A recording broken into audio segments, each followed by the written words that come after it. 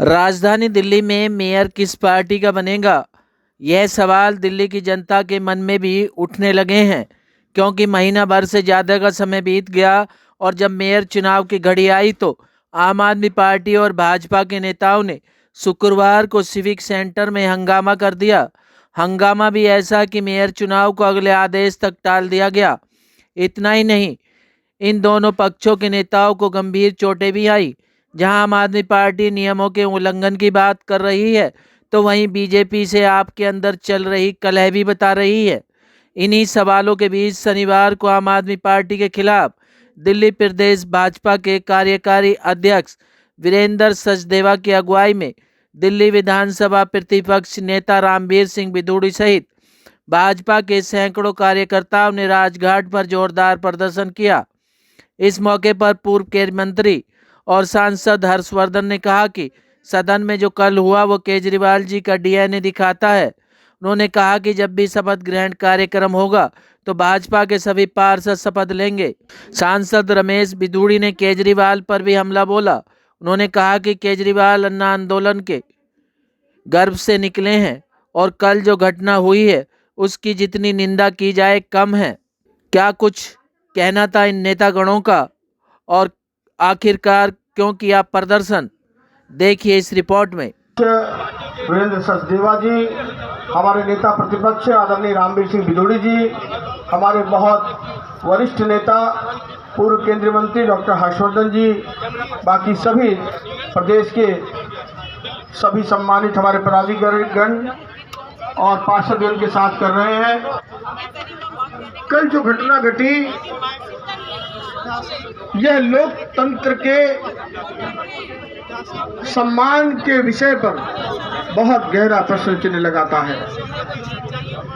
जिस प्रकार से आम आदमी पार्टी ने अपना अनार्किस्ट रवैया अपनाया है, संविधान के प्रति, लोकतंत्र के प्रति अपना असम्मान दिखाया है, वह वास्तव में चिंता का विषय भी है और निंदनीय विषय भी है। हमने देखा है पहले भी 26 जनवरी पर जब गणतंत्र की परेड रोकने की कवायद की थी, अरविंद केजरीवाल ने तब भी सारी दुनिया के मीडिया के सामने कहा था कि हाँ मैं अनार्किस्ट हूँ। और जिसके जैसे विचार होते हैं वही विचार आगे जाते हैं। और यह रवैया हमने दिल्ली विधानसभा में भी बार बार देखा है।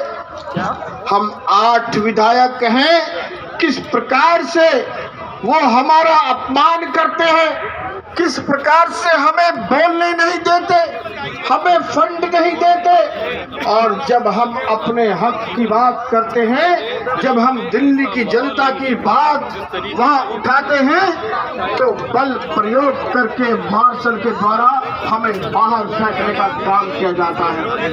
वही उनकी हिटलरवादी सोच उन्होंने नियम पार्षदों को दी और वो ये भूल गए कि यहाँ पर विपक्ष एक बड़ी संख्या में है। जैसा हर्षी भी कह रहे थे कि वो बहुमत में आए, उनके पार्षद हमसे ज्यादा चुने गए, उनकी ज्यादा बड़ी जिम्मेदारी थी कल सदन को ठीक से चलाने की, लेकिन उनके मन में तो विरोध के बीज पनपे हुए हैं। उनके मन में तो बाबा साहब डॉक्टर भीमराव अंबेडकर जी के संविधान का अपमान करना था।